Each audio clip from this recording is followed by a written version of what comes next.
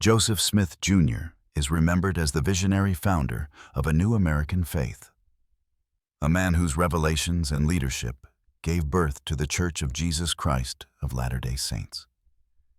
His name is carved into history books, his influence felt by millions around the world.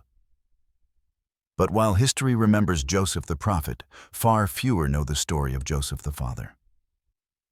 What became of his children, the ones who bore his name, inherited his legacy, and carried the heavy weight of being born into both faith and controversy. Their story is not one of unbroken triumph, but of heartbreak, resilience, and surprising turns.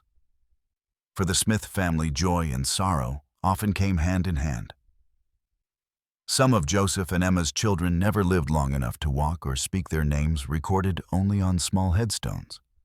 Others grew into adulthood and walked vastly different paths, one rising to the role of prophet in his own right, another spending decades confined in an asylum. Together, their lives form a portrait of a family forever marked by both tragedy and destiny. The heartbreak began early. Their first child, Alvin Smith, was born on June 15, 1828. He was named after Joseph's late brother, a gesture of love and remembrance. But the joy was heartbreakingly brief. Alvin lived only a few short hours before passing away, leaving behind a grieving young couple who could place only the words, "infant son of Joseph and Emma," on his tiny headstone. Loss came again in April 1831, when Emma gave birth to twins, a boy and a girl they named Thaddeus and Louisa. Once more, joy turned to sorrow. The twins survived just 3 hours before slipping away, leaving Joseph and Emma with empty arms and broken hearts. This is the beginning of the Smith children's story, a story of fragile lives, profound loss, and the strength it takes to endure. As we follow their journeys from the babies who lived only for hours to the sons who carried forward their father's mantle or bore his legacy in silence, we begin to see the Smith family not as symbols of history, but as human beings shaped by both faith and grief. In one devastating day, the young parents lost both newborns. Yet that same day brought an unexpected twist. Another set of newborn twins in the area suddenly needed parents. John and Julia Murdoch had just had twins, and the mother, Julia Murdoch, died in childbirth. Upon hearing this, Joseph and Emma adopted the Murdoch twins, welcoming the baby boy and girl into their home. The infants were named Joseph Murdock Smith after Joseph and Julia Murdoch Smith. In the midst of grief, the Smiths found hope by giving these motherless babies a family. For a few months, things were looking up as Emma cared for little Julia and Joseph. But in March 1832, tragedy struck again.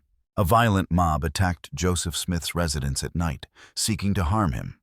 During the chaos, baby Joseph Murdoch, who was already sick with measles, was exposed to the cold night air. His condition worsened, and despite Emma's nursing, the little boy died on March 29, 1832, not yet a year old.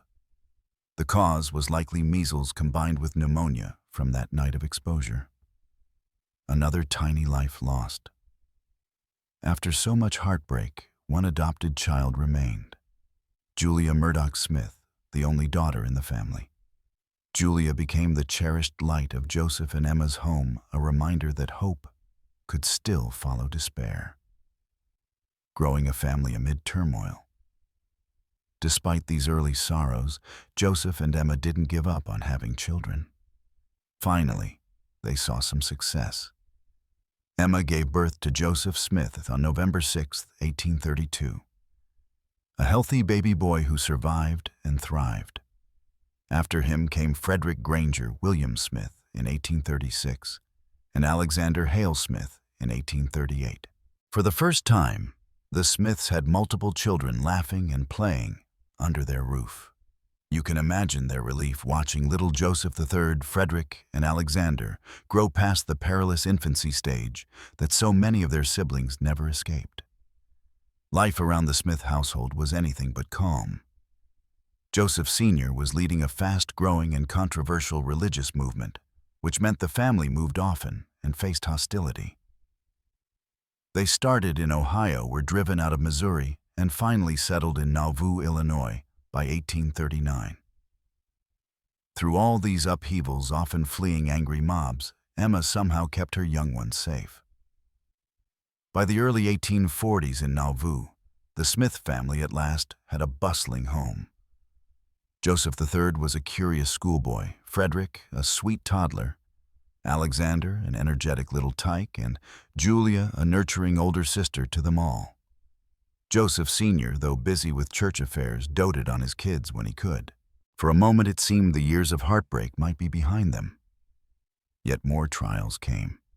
On June 13, 1840, Emma delivered another son, Don Carlos Smith, named after Joseph's youngest brother.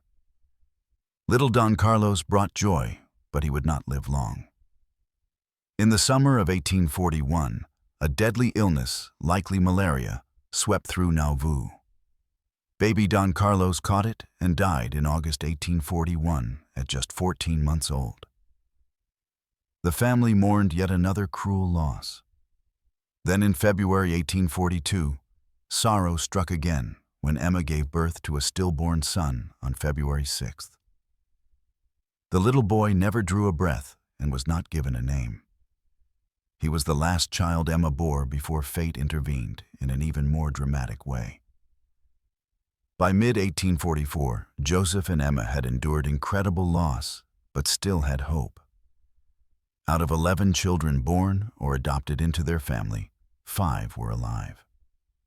Julia, age 13, Joseph III, 11, Frederick, 7, Alexander, 5, and Emma was pregnant again. She prayed this baby would be born healthy. None of them could have imagined that 1844 would bring the greatest tragedy of all: a prophet's death and a family in exile. In June 1844, the unthinkable happened. Joseph Smith, Jr. was murdered by a mob while jailed in Carthage, Illinois. He was 38. The violent death of the prophet sent shockwaves through his followers and utterly devastated his family. Overnight, Emma was a widow, and the children were fatherless. It's hard to imagine their grief and fear. Young Joseph III suddenly had to be the man of the house at 11.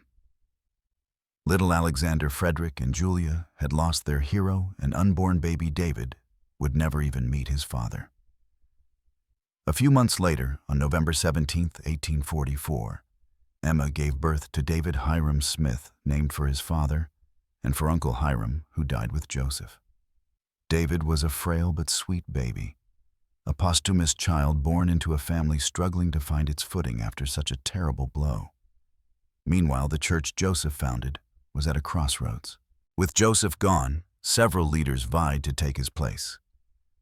The majority of Latter-day Saints eventually followed Brigham Young, who emerged as the new leader. In early 1846, Brigham led thousands of church members out of Nauvoo, heading west toward the Rocky Mountains. But Emma Smith did not go with them. She had deep disagreements with Brigham, especially over the secret practice of polygamy, plural marriage, that Joseph had introduced, and Emma fiercely opposed. Unwilling to follow Brigham, Emma stayed in Illinois with her children. So while most saints headed west, Emma and her little ones remained behind in Nauvoo. Brigham's followers were often suspicious of her family, perhaps fearing Joseph's sons might someday claim the leadership. In 1847, Emma remarried a non-Mormon man, Major Louis C. Bitteman, who became the stepfather to the Smith children and helped provide a bit of stability. The Smith children grew up apart from the Utah-bound pioneers in a quieter Midwest environment. Many Latter-day Saints who stayed behind in Illinois and nearby states believed young Joseph Smith III was his father's rightful successor. That was a lot of pressure for a boy. Emma was protective and did not push her son to make any moves. Through the 1850s, Joseph III lived an ordinary life. He went to school, farmed, worked, and started a family, staying out of the religious leadership struggles for the time being. Number 5. Julia Murdock Smith was born May 1, 1831. Julia was only a few days younger than the Smiths' own twins would have been. After being adopted as an infant, Julia grew up knowing Joseph and Emma as her parents. She likely had no memory of a time before she was a Smith. Julia's childhood was filled with the same upheavals as her brothers experienced. She was a toddler during the Kirtland years, a little girl on the trek out of Missouri. At age 7, she reportedly held on to Emma's skirt as they crossed the frozen Mississippi River, fleeing a mob, and she was 13 when her adoptive father Joseph was killed. That's an impressionable age to lose a parent, especially in such a violent way. And Julia also knew that she was adopted. Her birth father, John Murdoch, was still alive and had other children. One can only imagine the mix of gratitude and confusion she might have felt about her identity. As a teenager in post-Mart Nauvoo, Julia started to show a streak of independence and perhaps inherited some of Emma's headstrong nature. At 17, she eloped, running off to marry a man named Elisha Dixon in 1848, against her family's wishes. One can picture the drama in the household. Emma likely wasn't thrilled that her daughter married so young without permission. But Julia was determined to live her own life. She and Elisha moved down to Galveston, Texas, hoping the warmer climate would help Alicia's frail health. For a short time, the young couple even tried to help manage the Mansion House Hotel back in Nauvoo for Emma. But ultimately, they sought opportunities elsewhere. Unfortunately, Julia's taste of freedom turned into tragedy. Just a few years into their marriage, Elisha Dixon died in a steamboat accident in 1853. Julia, still only about 22, was suddenly a widow with no children far from home. After Elisha's death, Julia returned to Nauvoo to be with her mother. One bright spot. During these years, Julia had reconciled with Emma and was a loving support. In 1856, Julia married again, this time to John J. Middleton. John was a Catholic man from Nauvoo, and interestingly, Julia herself converted to Catholicism during her marriage to him. In November 1857, she was baptized and confirmed a Catholic in St. Louis. This is quite remarkable given her upbringing. While her brothers were increasingly involved in continuing their father's church in some form, Julia found spiritual solace elsewhere. It suggests that Julia was forging her own identity separate from the Latter-day Saint movement. Her new husband was devout in his faith, and Julia embraced it, perhaps finding stability and community there. Sadly, her second marriage turned unhappy over time. John Middleton became an alcoholic and was abusive toward Julia. She endured roughly 20 years in this difficult marriage. By 1876, Julia had had enough. She separated from John and returned to Nauvoo once more, this time for good. There were no children from either of Julia's marriages, so she navigated these trials largely on her own strength and the support of her Smith family. Back in Nauvoo in the late 1870s, Julia played a crucial role in her aging mother Emma's final years. Emma had remarried in 1847 to a kind, non-Mormon man named Louis Bayman, who helped raise the boys, but by the 1870s, Emma's health was failing. Julia took care of Emma devotedly. In fact, Julia was by Emma's side when Emma passed away on April 30th, 1879. It was surely a heartbreaking moment. Emma was not only Julia's mother, but also effectively her last link to childhood in the past. After Emma's death, Julia went to live for a time with her younger brother Alexander and his family in Missouri. By now, Julia herself was in poor health. She had been diagnosed with breast cancer, an illness very difficult to treat in the 1880s. Even while ill, Julia made an impression on those around her.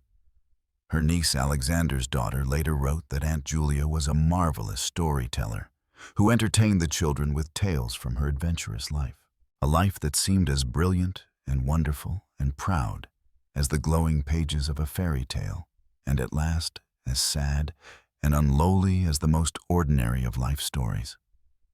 Julia's life had indeed been unusual. Born among strangers in a persecuted community, adopted into the leading family of a new religion, then losing her adoptive father, drifting through marriages, changing faith, and returning to a quiet, small-town life.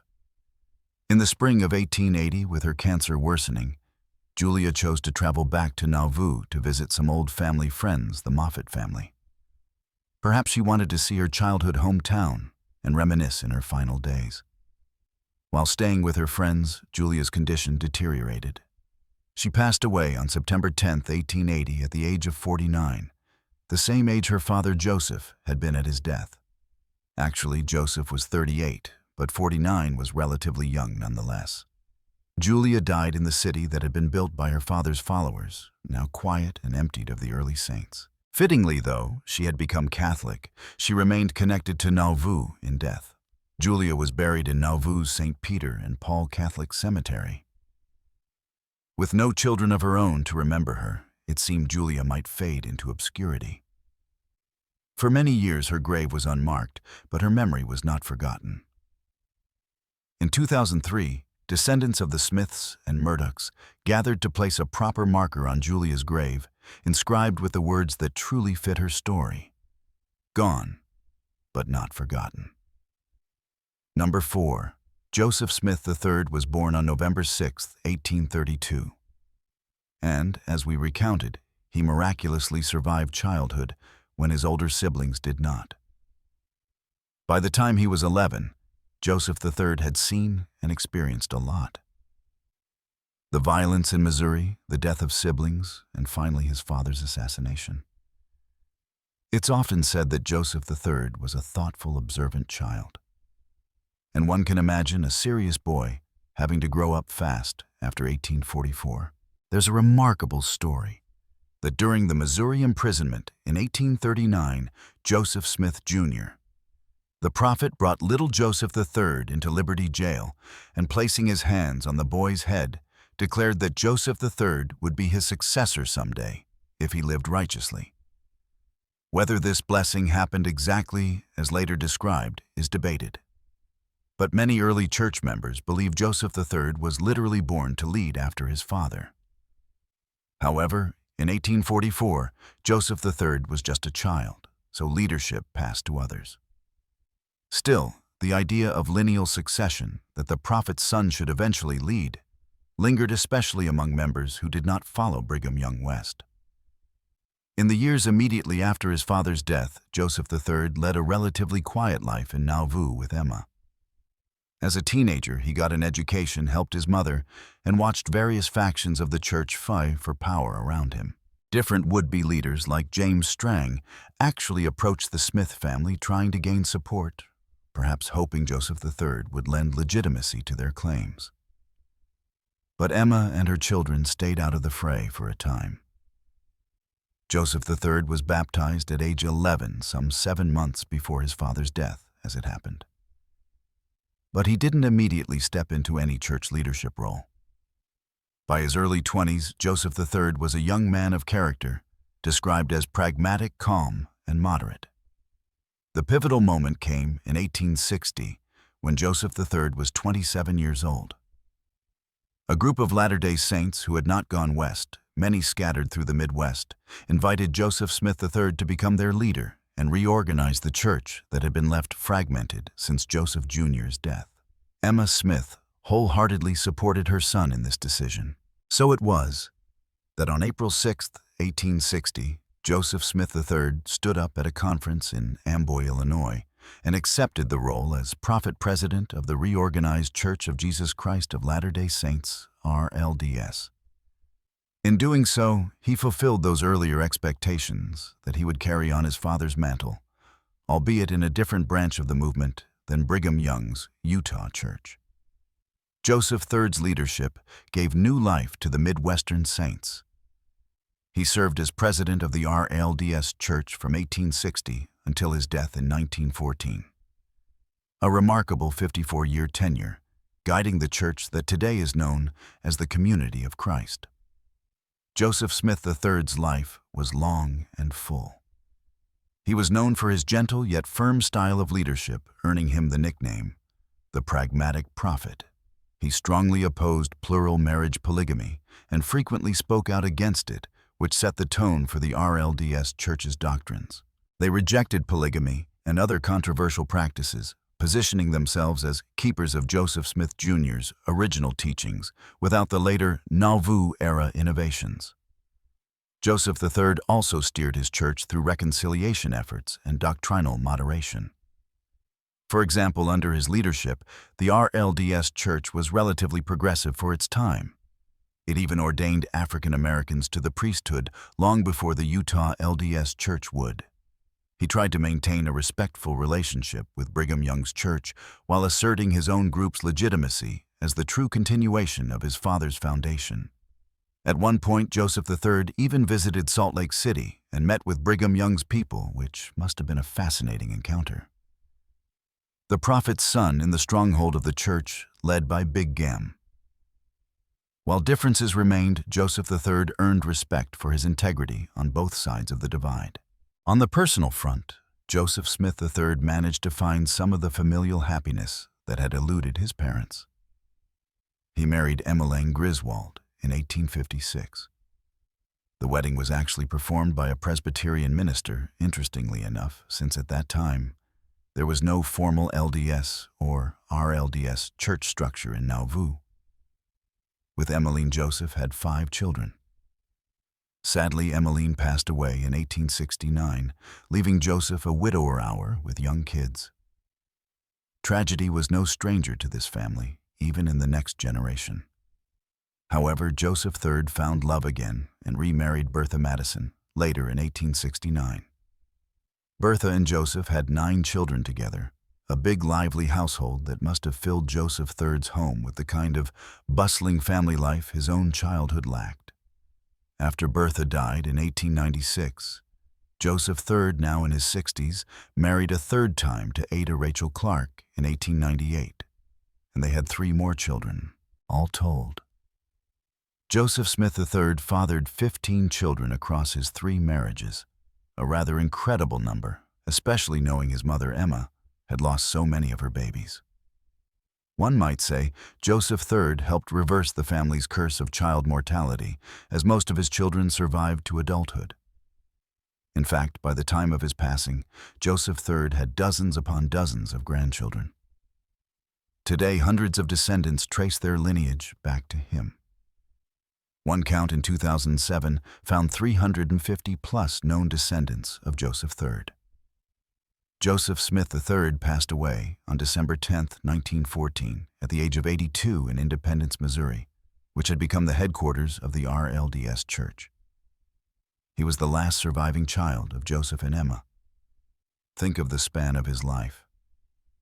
He was born when his father was starting a church in Kirtland, and he died during World War I, having led a church himself for decades.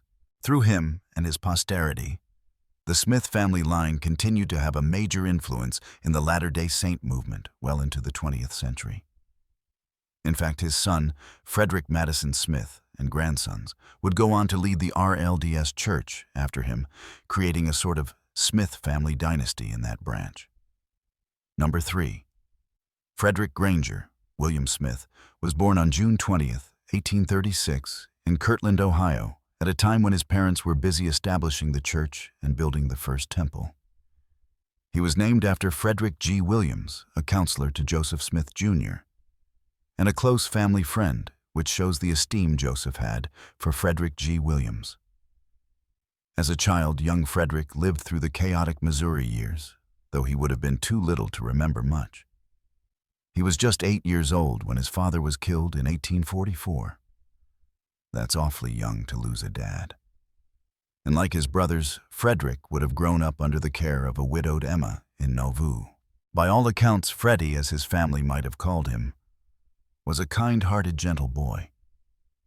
He did not seek the spotlight or any quarrel. His older brother, Joseph III, later recalled that Frederick had a sweet, peaceful nature and avoided the religious conflicts that sometimes swirled around the family.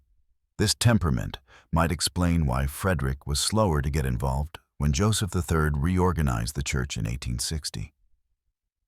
Frederick didn't attend that conference and showed little interest in the leadership disputes of various factions.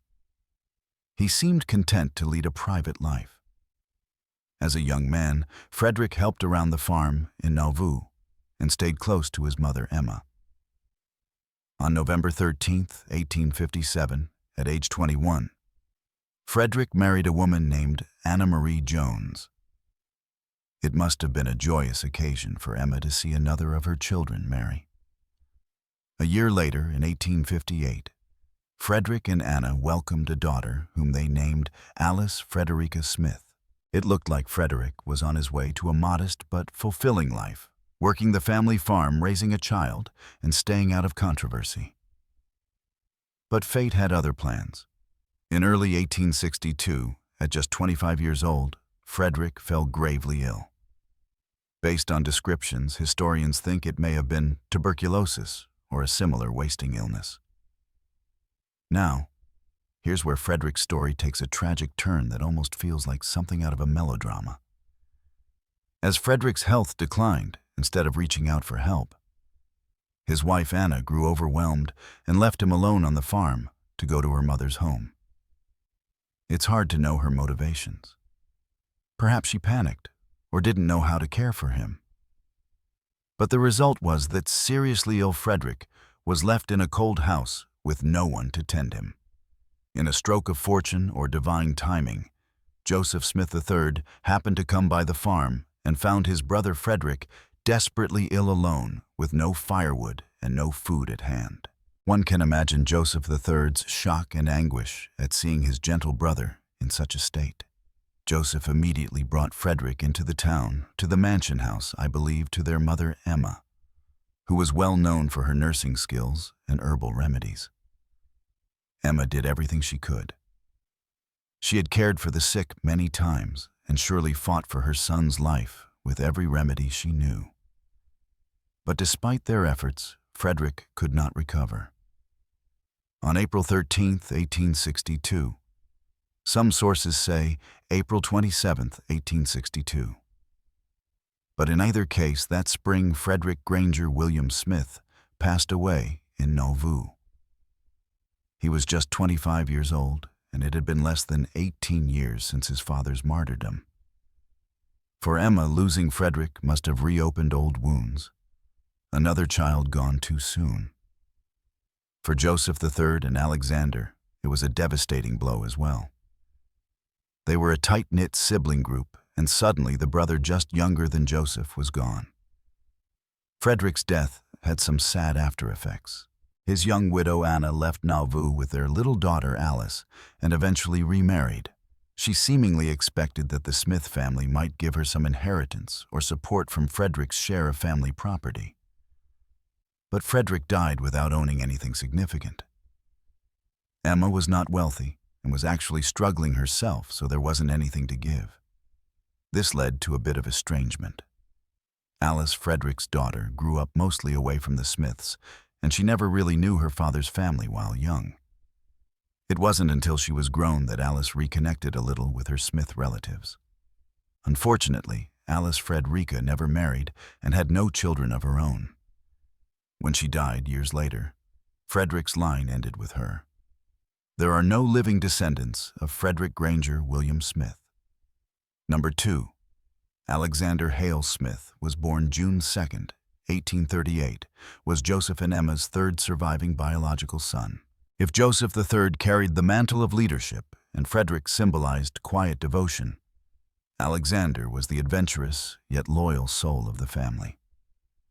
Born in far west Missouri during a time of intense persecution, baby Alexander entered the world as his parents were essentially refugees, fleeing one state for another. His very name reflected connections important to Joseph. Alexander honored Alexander Donovan, the Missouri lawyer who had courageously defended the saints, and Hale honored Emma's family name. Alexander was only 6 years old when his father and Uncle Hyrum were killed.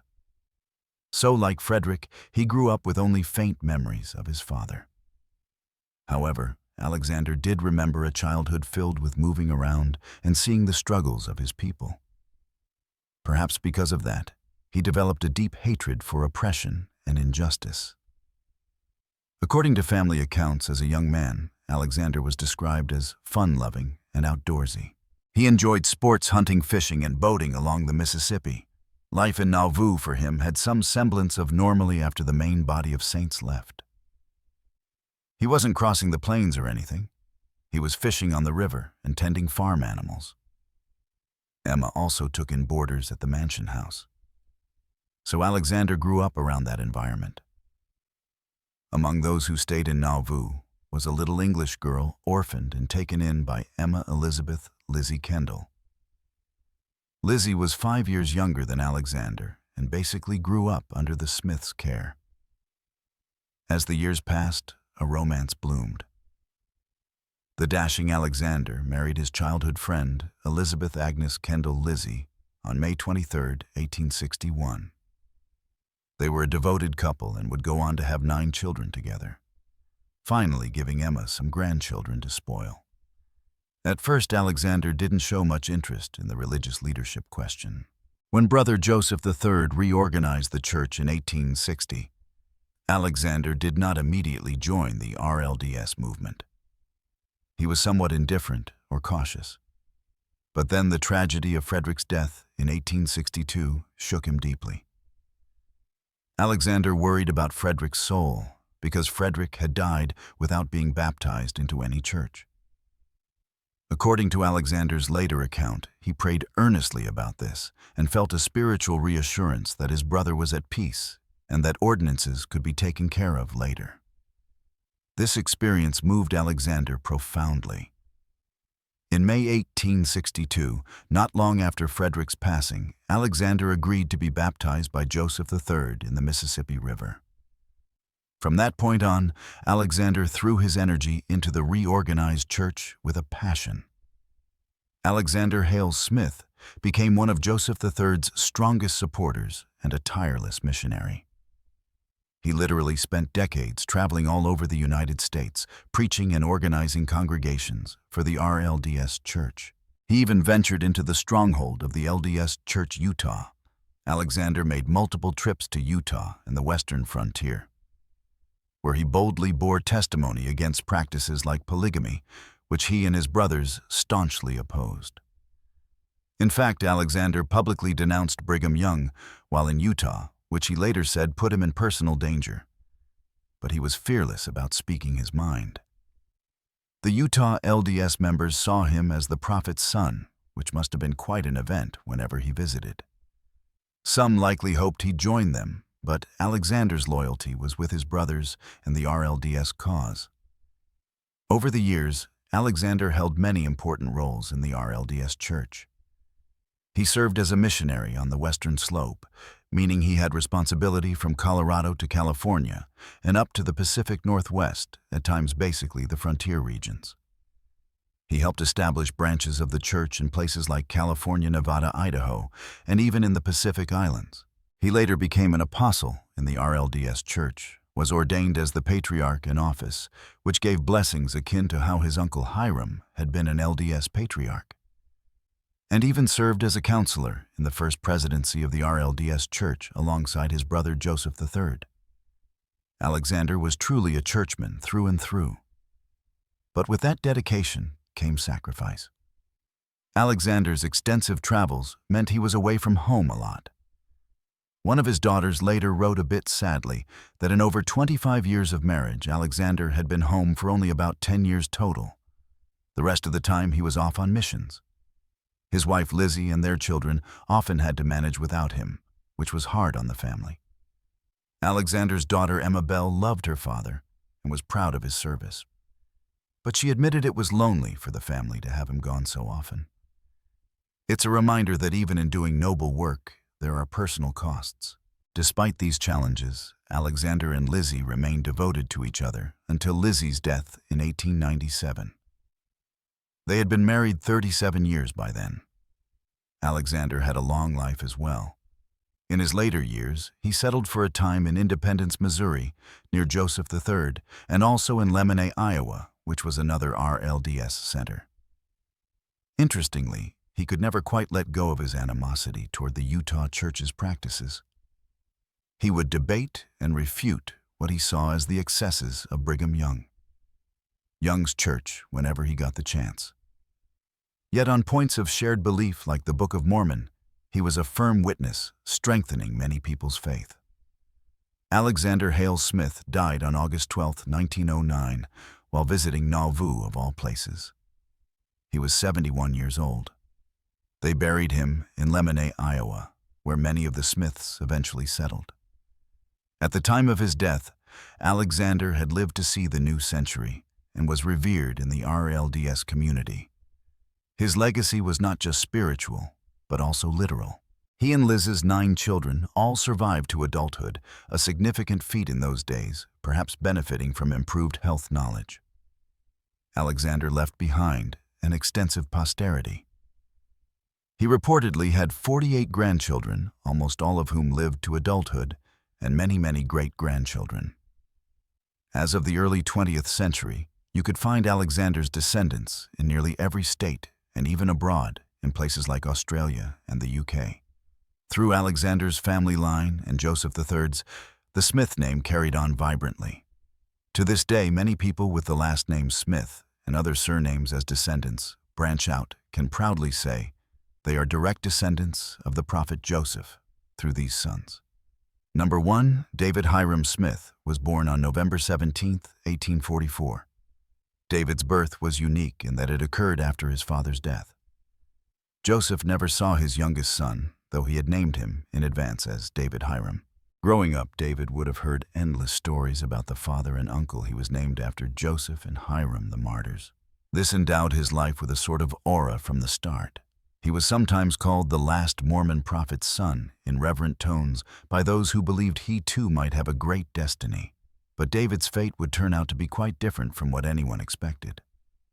In childhood, David was doted on by his mother and older siblings. They sometimes called him Little David. He was by all accounts a sensitive, artistic, and spiritually inclined boy. He loved nature, poetry, painting, and music. In fact, David became an accomplished poet and painter as a young man, and he had a beautiful singing voice. People in the RLDS community later nicknamed him the sweet singer of Israel. Because when he sang hymns or played his guitar, yes, he played an early version of the guitar or lute. Listeners felt deeply moved as if they were hearing an angel. David was also intellectually curious and philosophical. Among Joseph's kids, David might have been the most like Joseph in personality, charismatic, and deep thinking. But we'll never know for sure how that potential might have fully manifested, because tragedy struck in his midlife. David was just an infant when Emma remarried in 1847 to Louis Bayman. So Louis became a stepfather figure. But David grew up essentially in a home led by his formidable mother Emma and influenced by the memory of a father he never met. He often had questions about who his father was and why things happened as they did. In his teens and 20s, David joined his brothers in the cause of the Reorganized church. At age 16, when Joseph III formally organized the RLDS church in 1860, David was present but still a bit young. By 1863, David was ordained an elder in the RLDS church, beginning his ministry. He threw himself into missionary work with zeal.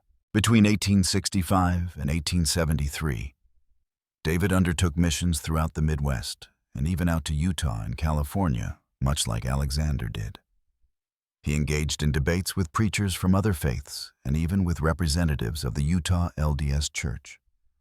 David had a sharp mind and a quick wit, and he reportedly could hold his own in doctrinal debates despite his gentle artistic side. Many were impressed that such a mild, sweet person could speak so powerfully. It was as if he had two sides, the poet and the preacher. In 1870, David married Clara Charlotte Hartshorn. He was 25, and Clara was a supportive partner. They had a baby boy in 1871 named Elbert Ariel Smith. David adored his son. Things seemed to be going well. He was a respected missionary, a new father, and in 1873, his brother Joseph III even called him to serve as second counselor in the RLDS Church's first presidency. In essence, David became one of the top leaders of the church, right alongside his brother. One might think this was the height of promise for the youngest Smith, ready to follow in his father's and brother's footsteps as a leader. However, around this time, David began to struggle with mental health issues that would soon overshadow everything else. In late 1870 or early 1871, not long after his marriage, people noticed David had bouts of deep melancholy and anxiety. He wrote a heart-rending letter to his mother Emma in 1869, just before his wedding, saying, "Mother, I must tell you I feel very sad, and the tears run out of my eyes all the time, and I don't know why. My heart sinks like lead." This is one of the earliest glimpses we have of David's inner turmoil. It seems what we now recognize as severe depression was setting in possibly what they called melancholia in those days. Several factors might have contributed. Some historians speculate that discovering painful aspects of his father's history, like the practice of polygamy, deeply disturbed David, who had grown up hearing more sanitized versions. It's said that when David was on a mission in Utah in the 1870s, he met people and learned details about his father that shocked him. For instance, meeting women who claimed to be Joseph Smith Jr.'s plural wives or children from plural wives. Whether or not this triggered his breakdown, we do know mental illness ran in the Smith family. There were cases of depression or breakdowns among some relatives, and the stresses of incessant travel leadership pressure, and perhaps a genetic predisposition all weighed on David. By 1875, David's condition worsened. He had mood swings, sometimes exuberant, other times despairing or delusional. The RLDS church tried to support him, but it became evident that David was suffering from what was then termed insanity, likely a form of bipolar disorder or schizophrenia, though exact diagnosis is impossible now. In 1877, with great reluctance and heartbreak, his family admitted David to the Northern Illinois State Hospital for the Insane in Elgin, Illinois. Imagine the anguish. Joseph III, Alexander, and their aging mother Emma, who was still alive in early 1877, had to commit the beloved youngest brother's son to an asylum, knowing there was no modern treatment available. Emma Hale Smith died in 1879, sorrowfully knowing her baby was institutionalized, a fate arguably worse than death to her.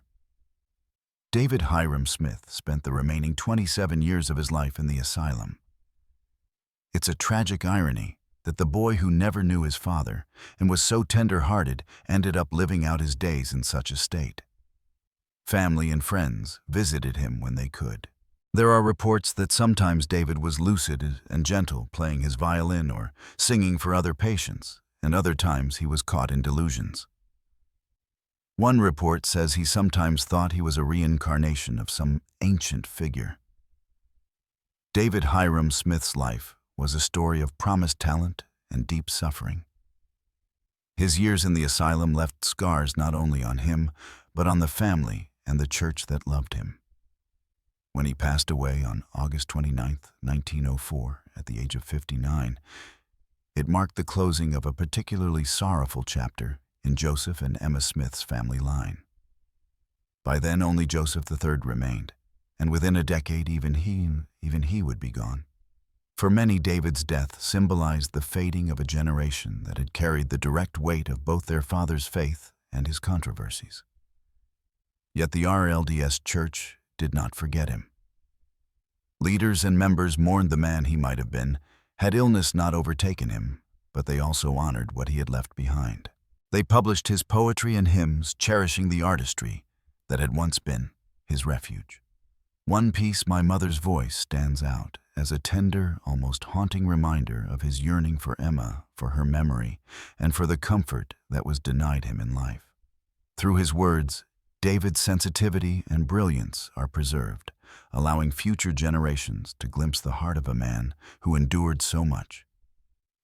But David's story did not end with his passing.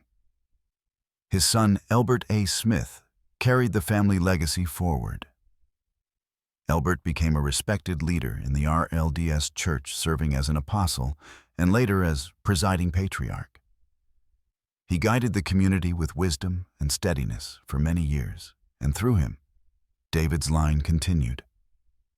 Albert had children of his own, ensuring that David Hyrum Smith, despite his tragic struggles, would have living descendants who carried forward not only the Smith bloodline, but also their commitment to faith.